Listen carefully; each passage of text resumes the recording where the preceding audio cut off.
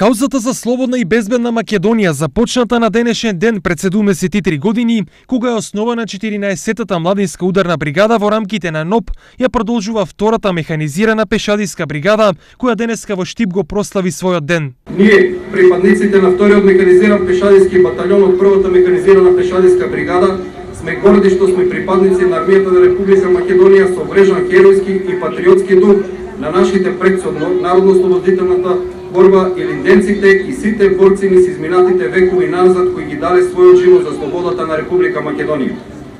Денес, вториот механизиран пешадиски батальон представува воена сила достојна за почит, пополна со професионален персонал. Следејќи ги вредностите на народно-ослободителната борба, денес втората механизирана пешадиска бригада се соочува со современите предизвици на македонската држава. Вториот механизиран пешадиски батальон заедно со останатите механизирани пешадиски батальони го сочинува маневарскиот дел на бригадата, што укажува на обврската дека поседувањето на висок степен на обученост и извежбаност мора да биде врвен приоритет на единицата,